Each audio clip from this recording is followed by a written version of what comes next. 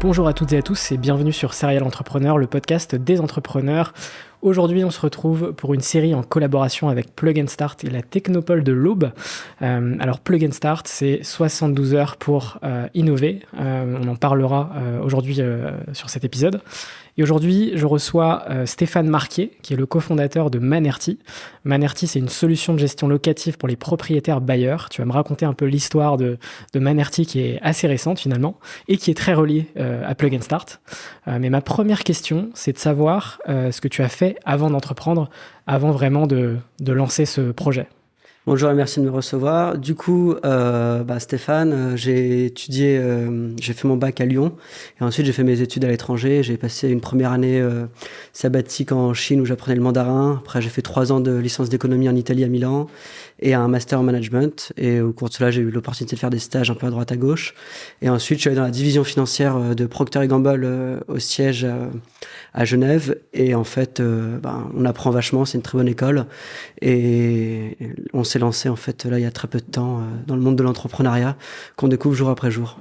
Alors Manerty, c'est une histoire de famille, on va dire, puisque tu as créé ça avec tes 2 frères. Est-ce que tu peux me parler de la genèse de ce projet et notamment de comment est-ce que vous avez eu l'idée de créer Manerty ?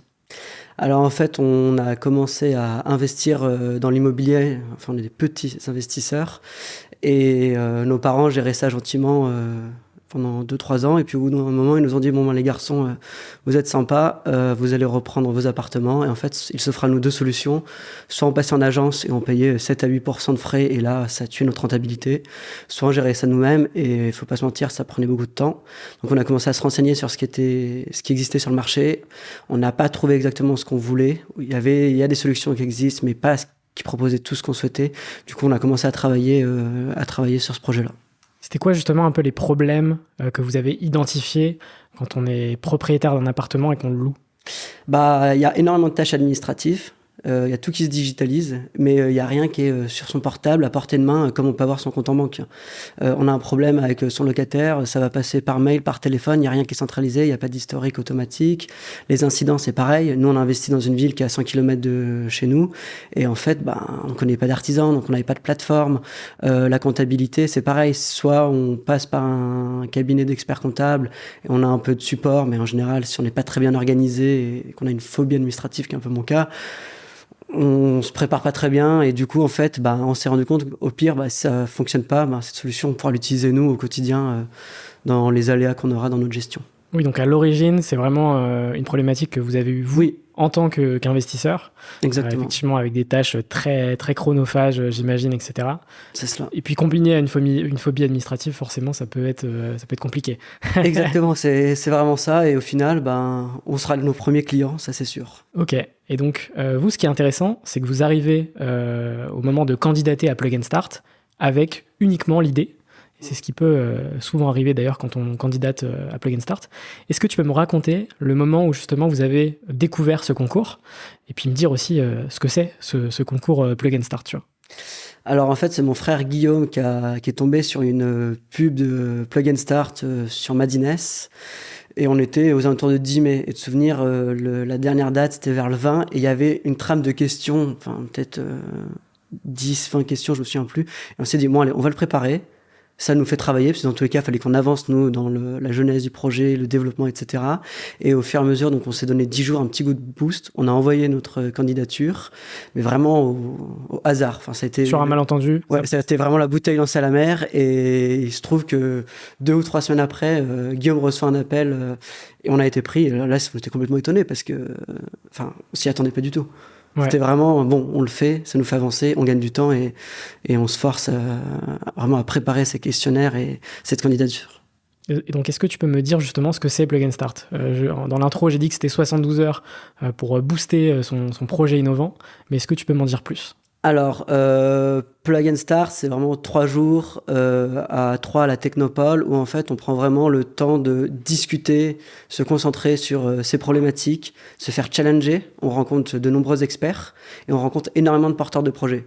Donc nous, on est sortis à la fin de la première matinée, on était lessivés parce qu'en fait, on racontait notre projet, mais on n'était rien. On avait un PPT et c'est tout, alors qu'il y en avait qui avaient déjà leur... Une dizaine de slides. Exactement. Et en fait, au fur et à mesure des rencontres, on a adoré le fait de travailler sur ce projet projet, réfléchir, en discuter avec des experts. Nous, on a été assignés avec 2 mentors, un dans l'immobilier et un expert comptable. Et en fait, Ce qui est parfait pour le projet finalement. Exactement. Et on a eu des questions qu'on s'était pas posées. Donc au fur et à mesure, on développe, on se pose des questions, on remet en cause 15 000 fois son projet. Donc c'est un état émotionnel qui change constamment. Et à la fin, en fait, c'est extrêmement enrichissant. On a gagné. Nous, aujourd'hui, on ne serait jamais lancé sans Plug and Start. C'est aussi simple que ça. Et on a gagné, je pense, 6 à 8 mois sans problème de développement. Parce que y a en plus un pitch à préparer en fin de la 3e journée. Il y a des rencontres avec des entrepreneurs qui ont déjà réussi. Donc, on peut essayer de se projeter, avoir des conseils. Et il y a surtout un support, en fait, de la Technopole qui est génial. Ouais, ce qui est assez intéressant, c'est justement le fait de venir uniquement avec une idée, comme tu dis, avec une dizaine de slides. Et en fait, en 72 heures, ça va vraiment permettre de transformer, tu vois, le développement de ton projet, en fait, à travers de la mise en relation, le fait de te faire challenger aussi, puisque du coup, j'imagine que vous avez été challengé sur votre projet.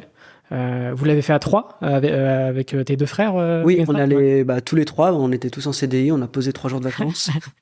Et du coup, on est venu et en partant, je me souviendrai toujours, on était dans la voiture, on avait 4 heures de route, on a tout refait et on s'est dit, bon, allez, on y va. Ouais. Et du coup, après, on a évalué tous les risques qu'il y avait, financiers, tech, etc. Et ça a pris et on se lance vraiment. Qu'est-ce que vous avez eu comme feedback, du coup, au moment de Plug and Start, les feedbacks un peu marquants, tu vois? Alors, les feedbacks marquants, en fait, je dirais à la fin de la première matinée, nous, on était convaincus. Et en fait, on allait rencontrer le directeur de la Technopole, Francis, et on lui a fait, nous, on veut se lancer. Et je me souviens très bien, il nous a amenés dans son bureau. Et il a voulu comprendre le projet. Et il nous a motivés, en fait. On n'est pas du tout de 3, nous, on est de la région Rhône-Alpes. Et on s'est dit, c'est un discours comme ça qu'on veut entendre. Si demain on se lance, on se met à 3. On fait les 800 km aller-retour tous les mois. Depuis 8 mois, on n'était jamais allé. Maintenant, on y va tout le temps. On a un entourage qui est exceptionnel.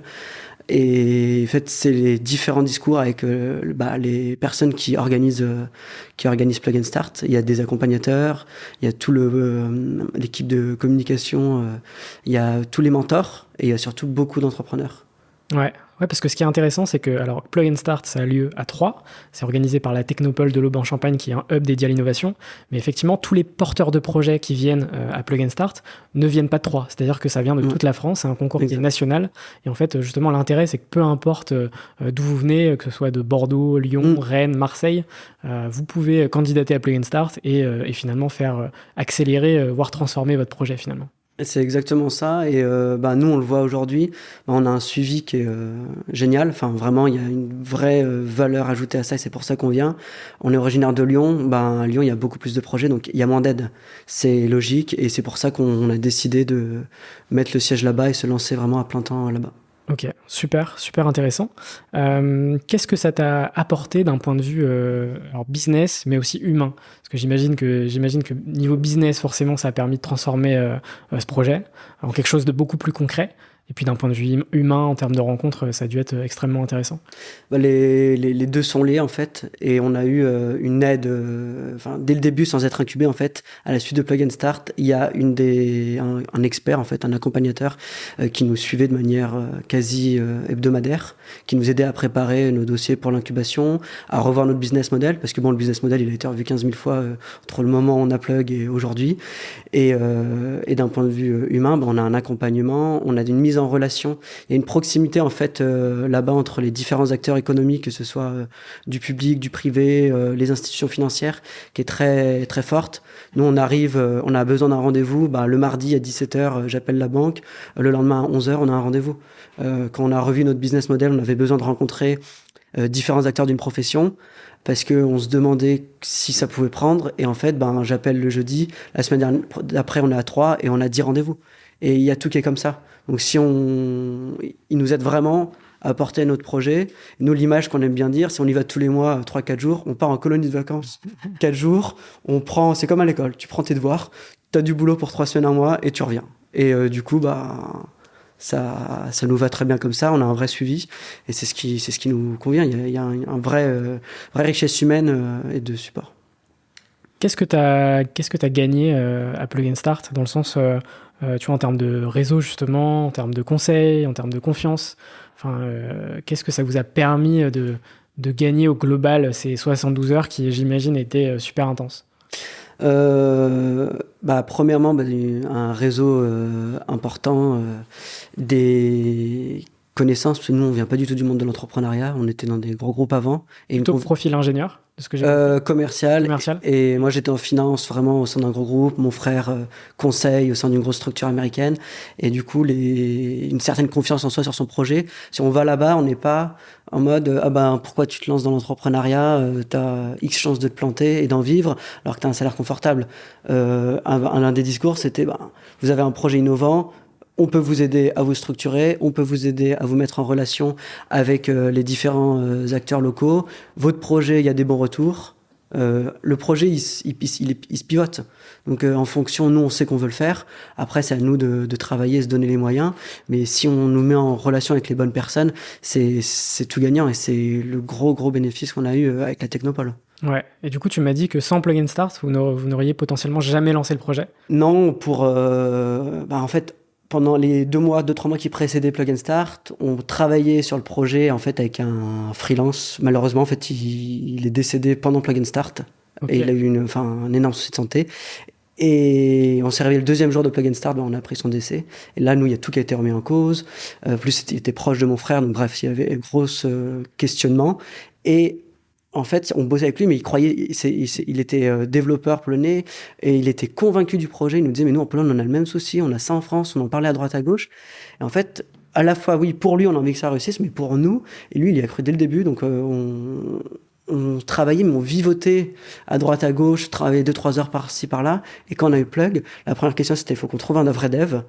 Et derrière, on se lance vraiment. Et c'est pas on se lance en bossant 5 heures par semaine, on s'est mis à plein temps, très rapidement. Et là, de fil en aiguille, ça avance et on se lance dans 1 mois officiellement. Donc, ça va dans le bon sens. Ouais, donc qu'est-ce qui s'est passé justement après Plug and Start? On a dû trouver un développeur, c'était le premier gros souci humain. Donc on a regardé notre réseau, ça a pris tout l'été, d'avoir quelqu'un avec qui, d'un point de vue valeur humaine, qui allait dans notre sens, parce qu'il allait rejoindre un projet familial. Donc c'est pas facile de s'intégrer, qui était fort d'un point de vue technique, avec qui on avait du relationnel. Et en fait, il y a mon frère Guillaume, il a dans son réseau son ancien N-1 qui nous a rejoint, qui s'appelle Pavel, qui travaille en parallèle de son boulot. Et là, ça va être notre premier, on va le salarier, on le met à l'actionnariat dès le début de l'été. Et il nous a rejoint. Et en fait, immédiatement, donc on était fin juin. Il y a eu 2 mois, en fait, le temps de trouver comment progresser sur le projet. Moi, je me suis très rapidement mis à 100% à partir d'octobre. Et on a fait en fait les commissions pour avoir le chômage avec la création d'entreprise qui a été mis en place. On l'a eu. Et puis là, en fait, financièrement, on était en quelque sorte protégé. On a juste développé un maximum ça en parallèle. Et il y a énormément eu de rencontres avec des propriétaires, des agents immobiliers, des experts comptables, des notaires. Au fur et à mesure, vraiment comprendre tout l'écosystème pour savoir comment mieux présenter et avoir une valeur ajoutée sur le marché par rapport à ce qui existe. Et ça allait dans ce sens-là en fait. La première étape, c'était trouver un dev, avoir en gros limiter les dégâts financiers. Il y en aura, mais ça on verra. Et derrière, s'assurer que ça avance dans le bon sens, qu'on ait les bons rencontrer les gens effectivement qui ont ce besoin-là, tu vois. Exactement, rencontrer les gens. Et on s'est dit, en étant à 3, il y a du besoin. S'il y a une ville de cette taille, en France, il y a énormément de villes de cette taille, donc peut-être on pourra penser à une expansion assez rapidement sur la région Grand Est, Rhône-Alpes, dès qu'on sera lancé. Donc ça nous permet vraiment d'avoir acquis un réseau sur place. Est-ce que tu peux me parler aussi un peu plus de ton business, enfin de ta solution? C'est-à-dire que moi, si j'ai bien compris, il y a 3 axes. Il y a le premier axe qui concerne les propriétaires, il y a le deuxième axe qui concerne les locataires, et le troisième axe qui concerne la partie plutôt administrative, comptabilité. Exactement. En fait, aujourd'hui, quand si t'investis et t'achètes un appart, soit tu le mets en agence immobilière, soit tu le gères toi-même. On a fait un questionnaire où on a compris qu'il y avait beaucoup de retours, on va dire, les gens avaient certaines frustrations avec les agences immobilières et étaient fatigués du temps passé quand ils géraient eux-mêmes. Donc nous, on a voulu offrir une solution. Tu as toute la gestion administrative, donc ça veut dire relance de quittance, de loyer, tes contrats administratifs, une plateforme d'artisans qu'on travaille avec un partenariat et la préparation de ta liasse comptable. Donc en fait, c'est tes recettes, tes dépenses, donc c'est assez relativement simple à faire. Par contre, là où ça devient intéressant, c'est qu'il faut que ce soit extrêmement intuitif. Donc une plateforme facile à utiliser réaliser depuis ton téléphone portable ou un site internet, mais que ça soit amusant, et on veut rendre ça aussi assez éducatif pour que les gens n'aient plus cette phobie de se dire j'investis, c'est pénible. Non, au contraire, c'est du temps, c'est de l'argent placé. On prépare sa retraite, hein. Et du coup, C'est un sujet d'actualité. Exactement. Et les gens, nous, on ne sait pas quelle retraite on aura dans 30, 40 ans. Donc, faut vraiment avoir cette expertise. Et c'est même pas une expertise. Si on est accompagné dans notre plateforme, les clients doivent se sentir rassurés. Il doit vraiment y avoir ce côté pédagogique pour les aider en fait à l'utiliser et être confiants qu'ils peuvent le faire vraiment eux-mêmes. Vous, votre mission, c'est vraiment de simplifier la gestion locative pour les propriétaires bailleurs. Exactement. C'est très simple. Enfin, très simple dans la volonté, mais après, oui, voilà. On verra comment le marché répond à la solution. Super. Pour revenir à Plug and Start, est-ce qu'il y a une personne qui t'a marqué sur ces 3 jours et pourquoi cette personne t'a marqué? J'aurais tendance à dire Francis, donc le directeur de la Technopole, c'est vraiment, il a eu un discours très convaincant. Ça fait 25 ans qu'il doit rencontrer des porteurs de projets. On est allé le voir très rapidement au bout de la première demi-journée. Et tout de suite, déjà, il est à l'écoute. Il a de l'expérience en termes de projets innovants. Et puis, il n'était pas du tout réticent, il était très constructif. Et c'est lui qui nous a convaincus de venir nous installer. On a eu l'opportunité de discuter avec les accompagnateurs de projets. C'est super motivant, on est écouté, on nous donne du support, on nous met en relation avec les bonnes personnes au bon moment, dans des délais d'attente quasi inexistantes. Donc on est ravis, c'est exceptionnel.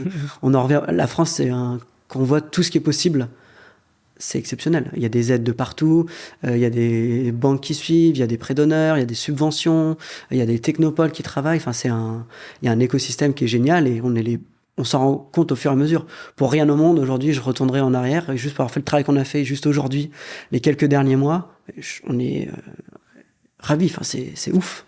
Puis c'est un accompagnement qui est gratuit. Accompagnement gratuit, participation de prêts non dilutifs de notre actionnariat, ce qui était super important pour nous, des prêts d'honneur avec des taux quasi inexistants. Donc c'est impressionnant.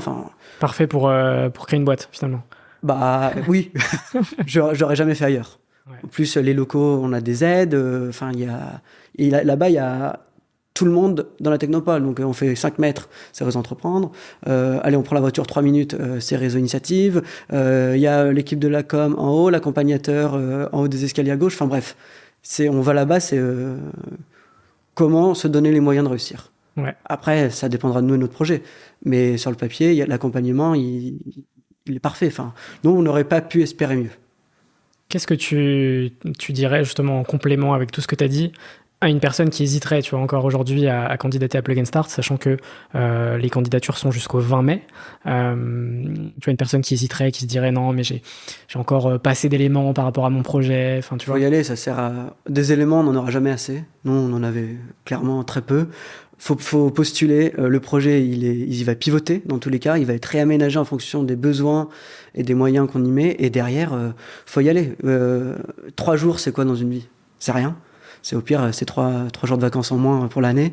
Et en fait, vous allez tellement avancer, on s'en rend pas compte. Faut juste postuler, se donner les chances de réussir, mettre un peu d'effort dans la candidature. Et derrière, faut juste profiter. En fait, nous, c'est que du bénéf, parce qu'on pensait pas qu'on allait se lancer. Moi, ça a toujours été mon rêve, je vais me lancer. J'étais toujours au chaud dans la boîte où je bossais. Là, on s'est lancé et on l'aurait jamais fait, parce qu'on a été, doucement, c'est des petites victoires. Il y a... Step by step. Exactement. Et c'est génial. Faut le faire, faut essayer. Et donc, ce qui est intéressant, c'est que quelques mois après Plug and Start, alors quand je dis quelques mois, 6, 7, 8 mois, vous avez rejoint la Technopole, donc vous êtes Exactement. incubé Oui. à la Technopole de l'Aube en Champagne. Qu'est-ce qu'il t'apporte et quels sont les avantages, tu vois, à être incubé justement à cette Technopole? Et c'est vraiment dans la continuité de Plug and Start. Ça montre aussi les opportunités possibles après le concours. Exactement. En fait, là, on est incubé depuis fin janvier. Donc, on passe, il y a toute une préparation pour le comité. Mais en fait, avant cela, il y avait quand même des rendez-vous avec un des accompagnateurs avec qui on avait rendez-vous quasi toutes les 2-3 semaines. Donc, L'incubation en soi, c'est une fin de cette préparation pré-incubation, et on a un accompagnement on a un suivi mensuel avec les accompagnateurs. On a une mise en relation avec les institutions financières extrêmement rapidement, et on a un réseau de professionnels qui est vraiment super. Enfin, ils nous ouvrent leurs portes. Donc là-dessus, on peut faire que en bénéficier. Là, on a eu la commission réseau initiative la semaine dernière. Ça allait très vite. On a parlé, en fait, on fait face à l'écosystème de l'Aube, et ça nous permet de rencontrer du monde, de tester notre solution, avoir des retours de différents acteurs. Et en fait, on se lance dans le vide parce que c'est un territoire qu'on connaît pas, une région dont on n'est pas, mais par contre, c'est un vrai test. Donc, moi, je peux faire que recommander parce qu'on y est et on va jamais. On va mettre le siège là-bas. Demain, on doit recruter. Ça sera là-bas parce que on veut. Notre rêve, c'est que ça fonctionne. Donc, ce serait de rendre l'appareil envers la Technopole. Comment ça se passe la relation avec les autres entrepreneurs qui sont incubés à la Technopole ? Est-ce que justement, il y a des connexions qui se font, il y a des discussions aussi intéressantes et importantes qui se font ? Oui. En fait, la machine à café, en général, c'est le lieu principal où on rencontre les gens. Il y a d'autres entrepreneurs avec qui, en fait, on a fait Plug and Start, avec qui on est en contact. Donc ça, c'est plus, en fait, un réseau qu'on s'est créé, qui a lieu. Donc, on a été amené à en recroiser certains au sein de la Technopole. Donc, ce qui est rassurant, c'est que on est tous dans le même bateau à essayer de monter son projet. Et du coup, on se suit les uns les autres. Il y a des recommandations, des conseils qui sont faits. Et puis après, il y a des startups qui existent déjà, qui ont déjà des employés, du chiffre d'affaires, qu'on croise à la Technopole. Et eux, on est plus en mode apprentissage en quelque sorte. On essaye d'avoir récolté des informations, des conseils. Tout le monde est très bienveillant. Donc, c'est pas... faut juste pas être trop timide et aller voir les autres. Mais tout le monde est bienveillant et prêt à fournir des conseils. C'est les problèmes qu'on a. On n'est pas les premiers, on n'est pas les derniers. Et puis en fait, ce qui est intéressant, c'est que les entrepreneurs sont à différentes phases de leur boîte, et vous, potentiellement, effectivement, vous allez pouvoir avoir des réponses à des questions de phase avancée de projet, finalement. On a ça, et puis on a aussi le réseau, un des réseaux Entreprendre. On nous met en relation avec soit des chefs d'entreprise, soit des dirigeants de sociétés, où là, vraiment, ils nous testent et ils nous ouvrent leur réseau. Donc c'est une démarche qui est vraiment plus commerciale et mise en relation, qui est super intéressant. Parce que s'ils aiment le projet, ils vont nous aider. Ou si ils aiment les porteurs de projet, ils nous aident à réorienter notre projet ou aller dans un sens ou nous introduire à quelqu'un. Donc il y a une vraie plus-value sur cette partie-là. Ok, pour revenir à Manerty, c'est quoi un peu tes objectifs futurs ? Tu m'as parlé justement du fait que la solution allait être lancée dans les prochaines semaines. Alors là, d'un point de vue technique, en fait, on crée juridiquement la boîte dans un mois. On souhaite commercialiser à partir de juin. Si d'un point de vue tech, on est tout prêt. Et ensuite, on va se développer commercialement à la fois sur la région Grand Est via Troyes et la Technopole, et nous dans le Rhône-Alpes parce qu'on est à Lyon et ça reste un gros pôle en France. Donc ça va être première région test. Première région test, exactement. On va y aller petit à petit. On va pas faire un truc national parce que faut qu'on comprenne où ça marche pas. Et derrière, le but, c'est notre CTO qu'on va salarier. Ça va être le premier à être salarié à partir de cet été. Et au fur et à mesure, potentiellement recruter des alternants pour commencer pour un service clientèle à la Technopole. Pareil niveau marketing. Et on verra petit à petit. Mais les objectifs, oui, c'est essayer de grandir assez rapidement, bénéficier du réseau qu'on a. Puis en fait, notre but, c'est on rencontre une personne, on sort avec 2-3 contacts, et chaque rendez-vous, on le fait comme ça étape par étape, mais ça nous permet de tisser un peu plus la toile d'araignée de réseau et rencontrer d'autres personnes, avoir des retours plus ou moins bons et avancer dans cet ordre-là. Puis une dernière petite question quand même, on en a très peu parlé, mais vu que tu entreprends avec tes deux frères, qu'est-ce que ça fait justement d'entreprendre avec ses frères ? Alors au début, faut apprendre à se connaître parce que c'est pas du tout la même approche qu'une relation sentimentale dans une famille. On a de la chance et on a des compétences très complémentaires. Donc il y en a un, il est dans le digital, moi je suis dans la finance et l'autre il est plus RH. Donc Guillaume et moi on se lance là à 100%, Benjamin ça sera plus dans un second temps. Et ça peut être émotionnel de temps en temps, mais en fait on a mis les bases, donc c'est assez clair. Donc quand on parle pro, quand on parle perso, c'est perso. Et du coup c'est très agréable, en fait il y a une confiance. Alors moi j'ai les yeux fermés sur le développement tech. Oui, on fait les points tous les jours, etc. Mais c'est vraiment grâce à Guillaume et à Pavel que ça avance. Benjamin, il nous aide vachement d'un point de vue réseau en nous mettant en relation avec ses copains qui sont en audit ou ceux qui ont des appartements. Donc ça nous permet d'acquérir une base plus importante de retours et potentiellement d'intérêt et de clients. Et moi, j'ai le côté plus financier / commercial. Donc je prépare tous les dossiers avec les banques, les différentes institutions financières. Mais la chance qu'on a, c'est qu'on se faisait confiance avant. Là, ça a encore plus enrichi notre relation. Et c'est génial. Enfin, on verra comment ça se passe. Mais pour l'instant, c'est la lune de miel. Mais c'est que le début. Ah oui, c'est clair. C'est clair. Il y aura des soucis. Il y en a déjà. Bien sûr, mais c'est partie du jeu. Ouais, il y a une confiance aveugle l'un envers l'autre. Donc ça, c'est vraiment, vraiment le principal. On va pouvoir passer à la dernière partie du podcast avec quelques petites questions. À chaque fois, tu as le temps d'y répondre puisqu'on est dans un podcast. La première, c'est qu'est-ce que tu fais pour aller mieux ?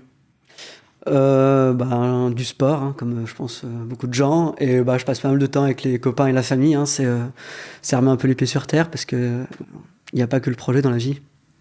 Il y a toutes les relations qu'on a à côté. Donc ça, c'est... la base, quoi. Enfin, comme tout le monde, quoi. Aller boire une bière ou aller courir. C'est quoi ton plus grand rêve ? Professionnellement, ça serait que la boîte fonctionne, qu'on arrive à en vivre, qu'on arrive à recruter, enfin vraiment et qu'on puisse rendre l'appareil, aider des porteurs de projets, ça serait mon rêve ultime. L'avenir le dira. Après, personnellement, des rêves, comme tout le monde, hein, j'aime beaucoup voyager. Un rêve ultime, ça serait voler, téléporter, mais c'est pas possible. Mais non, si on regarde ce qui est atteignable, c'est vraiment, premièrement, vivre de ce projet-là, créer de l'emploi, savoir que les gens utilisent notre plateforme, c'est des choses, je pense, qu'on pourrait être extrêmement fiers à l'avenir. Donc, on verra bien. Et du coup, question inverse, c'est quoi ta plus grande peur ? J'aurais tendance à te dire, si ça se plante, il va y avoir une déception, à la fois nous, automatiquement, et aussi dans l'entourage. Mais je pense, on n'a pas peur de l'échec, ça va être je vois plus ça, au pire, c'est 2 ans, 3 ans, 4 ans, je ne sais pas. Mais on aura vachement appris. Mais de se dire, il y a eu énormément d'énergie fournie dedans, de la part de tellement de personnes. Si on se rend pas compte, mais il y a beaucoup plus de personnes qui nous aident que ce qu'on pensait, et typiquement pas automatiquement dans notre entourage, des personnes qui n'ont rien à voir, qui sont plus dans le milieu, qui trouvent ça intéressant, et plus ce côté, au moins, je me dis, on aura essayé. C'est le plus important, et on en tirera ce qu'on en tirera. Est-ce que tu as un livre à me conseiller ? Alors, je suis lyonnais, il y a Jean-Michel Aulas qui a sorti un dernier livre récemment, qui est un des plus grands entrepreneurs de la région, sur à la fois Cégide et l'OL, donc... un livre récent, ça serait définitivement celui-ci. Ok, je note. Est-ce que tu as un film ou une série à me conseiller ? Oui, alors je dirais Bureau des légendes, j'aime bien tout ce qui est espion et tout, et puis Gladiator, c'est un de mes films préférés. Est-ce qu'il y a une question que tu aurais aimé que je te pose mais que je ne t'ai pas posée ? Je dirais est-ce que j'aurais souhaité le faire plus tôt ? Est-ce que j'aurais souhaité entreprendre plus tôt ? Ouais. Et là, j'aurais tendance à dire oui, parce que j'en ai toujours parlé. Mais après, je suis arrivé à une étape où je pense que j'avais la maturité de prendre du recul sur le projet. Donc, je pense que c'était nécessaire de le faire plus maintenant. Et après, oui, parce que ça fait rêver d'entreprendre. Mais bon, au final, c'est très solitaire. Il y a énormément de va-et-vient. Émotionnellement, c'est plus difficile. Donc là, je pense que c'est une bonne période pour nous. Du coup, on est ravis de le faire maintenant. Oui, puis ce qui est aussi intéressant dans votre parcours, c'est le fait d'avoir entrepris en réponse à une problématique, tu vois. Oui. Ça, je pense que c'est la meilleure manière d'entreprendre, c'est effectivement d'identifier un problème, d'y répondre, et au mieux tu y réponds, au mieux ton business va potentiellement marcher, tu vois. Ouais, ça c'est après l'avenir le dira. Après, tous les facteurs aléatoires, mais c'est déjà une bonne base. Dernière question du podcast que je pose sur chaque épisode, c'est quoi pour toi un entrepreneur ? Déjà, entreprendre, c'est une aventure humaine. Donc, faut être extrêmement, je pense, bienveillant d'un point de vue relationnel humain. Faut pas avoir peur des retours. Et idéalement, créer de l'emploi et ajouter de la valeur dans son secteur. Donc, mais c'est plus une aventure humaine. C'est des états émotionnels par lesquels on passe tout le temps. Donc, et être extrêmement à l'écoute. Ça, c'est vraiment... mettre son ego de côté et être à l'écoute. Ça va être les mots de la fin. Merci beaucoup Stéphane pour ce podcast. Merci à toi. Merci aussi à Plug and Start qui sponsorise cette série d'épisodes. Et puis effectivement, tous les liens seront en description. Vous avez jusqu'au 20 mai pour candidater. Et puis potentiellement créer une boîte comme Manerty. Voilà. Merci à toi Stéphane. Salut. Merci. Salut.